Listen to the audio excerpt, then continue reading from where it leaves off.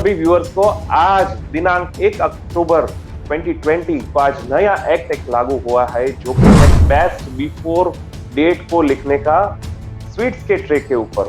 तो ये पूरे एक्ट के विषय में हम आज जानकारी लेंगे हमारे जाने माने एडवोकेट डीके एसोसिएट अहमदाबाद से मुकेश मोदी जी से। बहुत बहुत स्वागत है मुकेश जी आपका। जी आपका और सभी दर्शकों का मेरी ओर से नमस्कार। जैसे ये कानून का इम्प्लीकेशन होना तय हुआ तब से Gujarat chamber of commerce, FSNM, all Gujarat मिठाई पर्सन एसोसिएशन और खाद्य खुराक जो चैनल आप चला रहे हो, खाद्य खुराक की ओर से भी उसका ऑपोज हर कोई कर रहा है, लेकिन आज तक FSSAI वालों ने कुछ उसके रिप्लाई में कुछ अमेंड नहीं किया है या तो कोई नई एडवाइजरी पब्लिश नहीं की है। इसका मतलब ये है कि आज से ये कानून का अमलीकरण या तो इम्प्लीकेशन होने जा रहा है। तो हर एक बिजनेस ऑपरेटर जो स्वीट मैन्युफैक्चरिंग कर रहा है या तो स्वीट का डिस्प्ले कर रहा है, उसको अपने ट्रे के आगे ये बेस्ट बिफोर लिखना कंपल्सरी। सर ये जो पूरा एक्ट है बेस्ट बिफोर डेट लिखने का जो कि स्वीट के ट्रे के ऊपर लिखा जाना है आज से, तो ये पूरा एक्ट कहां से आया, क्या है ये विस्तृत रूप से आप बताइए।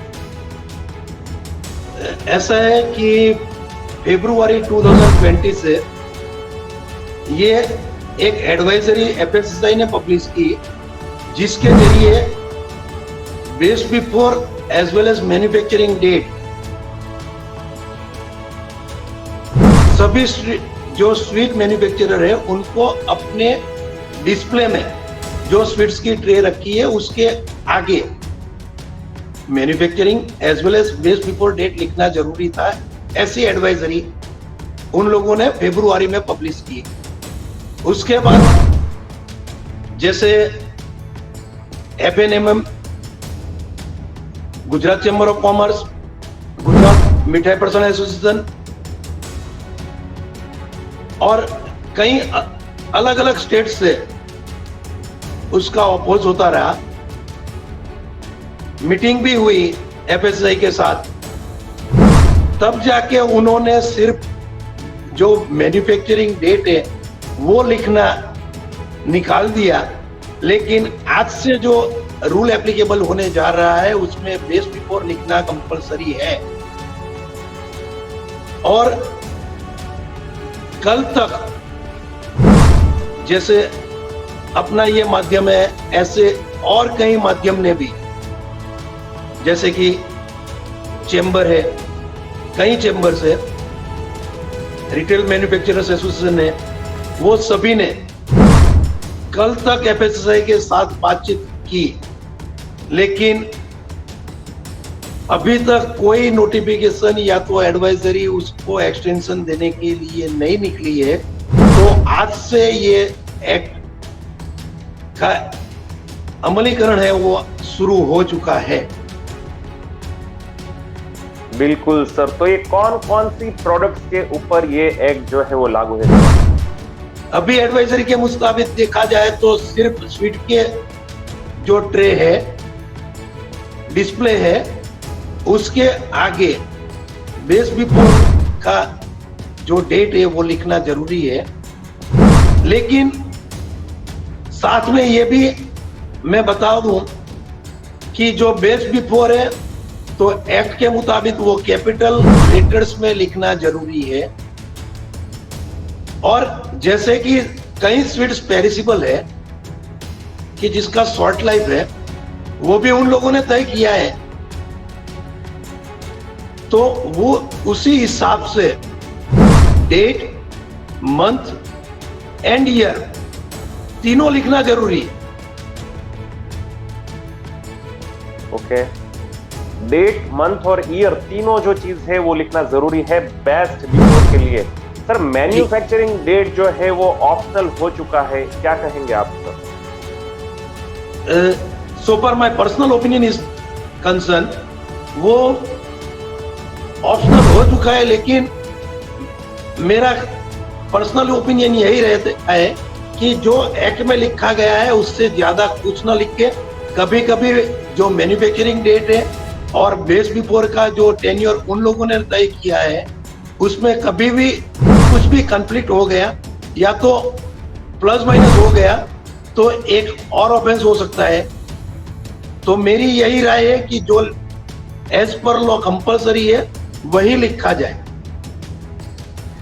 सर कोई भी एक शॉप है, वहां पर बहुत सारी प्रोडक्ट्स हो सकती है, तो उसमें से आज जो लॉ है वो कौन सी प्रोडक्ट के ऊपर है सर? वैसा है कि एज पर लॉ तो जो एडवाइजरी है उसके हिसाब से तो जो ट्रे है मिठाई की यानी स्वीट्स, उसके ही आगे ये डिस्क्लोज करना जरूरी है या तो बताना जरूरी है कि इसकी बेस बिफोर डेट ये है। और कई प्रोडक्ट के बारे में आज तक उन्होंने कोई एडवाइजरी नहीं दी है। वैसे माना जाए तो आप एडवाइजरी का जो स्टडी करते हो तो उसमें एक जगह पर मिल्क बेस्ड स्वीट्स का उन्होंने जो एडवाइजरी में डिक्लेयर किया है वो मिल्क बेस्ड स्वीट के लिए डिक्लेयर किया है, लेकिन और जगह पर सिर्फ स्वीट्स लिखा है तो उसका मतलब ये होता है कि हर एक स्वीट के ऊपर ये लिखना जरूरी है, ट्रे के ऊपर। कभी कभी क्या होता है कि डिस्प्ले में जो ट्रे रखी है उसके पीछे ही जो अपना एडिशनल मटेरियल है फिनिश गुड्स वो रखा जाता है, तो उसमें भी दिक्कत हो सकती है बिकॉज उन्होंने कहीं पर भी ये नहीं लिखा है कि जो ट्रे डिस्प्ले में रखी है उसके अलावा कहीं और नहीं लिखा जाए। वो ट्रे एक दफे किसी भी कस्टमर को दिखाई देती है, it verify suggest that it is a display area, तो उसके ऊपर भी लिखना जरूरी है, मेरी ये राय है। जो भी डिस्प्ले में जो मैंने दिखता है वहां पर जो जो ट्रेज है वो दिखती है वहां पर ये लिखना जरूरी है जी। अदरवाइज उसको उन लोगों को एक सेपरेट रूम में अंडर प्रोसेस करके वहां पर वो मटेरियल जो एडिशनल मटेरियल है वो वहां पर रखना पड़ेगा। ओके, इस कानून के उल्लंघन से सर क्या दिक्कतें आ सकती है व्यापारियों को? जैसे आप देखोगे तो ये जो है वो मिसब्रांडिंग में फॉल होता है, यानी मिथ्या छाप लेबल डिक्लेरेशन में होगा। और एफएसएसआई की जो धारा 52 यानी सेक्शन 52 है उसके मुताबिक यदि कोई भी बंदे जो इस मिसब्रांडिंग का ऑफेंस होता है उसके साथ या तो उसको मिसब्रांडिंग के ऑफेंस के लिए प्रोसिक्यूट किया जाता है तो 3 लाख तक का जुर्माना है। तो कभी कभी ये प्रॉब्लम रहती है कि जो रूरल एरिया में मैन्युफैक्चरर है वो टोटल उसका इन्वेस्टमेंट लेस देन 50,000 होता है, फिर भी जो जुर्माना है वो 3 लाख तक का रख दिया है। सर जी बिल्कुल, तो छोटे व्यापारियों के लिए बहुत ही दिक्कत वाली ये बात हो सकती है। सर इस कानून से व्यापारियों के ऊपर क्या असर हो सकती है सर? देखो ऐसा है कि जैसे मैंने बताया कि 50,000 का तो टोटल उसका इन्वेस्टमेंट होता है। वो क्या है कि हर रोज प्रोडक्ट बनाता है, हर रोज उसकी बिक्री होती है उसके वहां पर। तो कभी कभी ऐसा भी हो जाता है कि वो जो मैन्युफैक्चरिंग करता है, आज उन्होंने एक ट्रे बनाई मिठाई में और एक ट्रे मिठाई में कोई बंदा आके उसमें से 90% वो लेके चला जाता है, तो उसको नया प्रोडक्शन करना पड़ेगा। और जो नया प्रोडक्शन वो करता है तो उसकी और जो पुराना माल है वो दोनों की बेस बिफोर डेट अलग रहेगी। तो बीइंग ए कस्टमर कोई भी बंदा आता है तो वो फ्रेश माल है उसमें से ही लेगा, तो जो पुराना माल है उसमें से कोई माल नहीं लेगा। और यदि उसका बेस्ट बिफोर डेट निकल गया तो उसको या तो डिस्ट्रॉय करना पड़ेगा या तो कुछ गलत तरीके से उसमें बेस्ट बिफोर चेंज करके उसी के माल के अंदर ऐड करना पड़ेगा। जी सर जी, बिल्कुल। और मेरा तो कहना यह है कि यदि बेस्ट बिफोर लिखा या ना लिखा उससे कोई फर्क नहीं पड़ने वाला है, क्योंकि हर एक फूड बिजनेस ऑपरेटर को अपनी इमेज की कुछ ना कुछ अपनी ब्रांड डेवलप करने के लिए,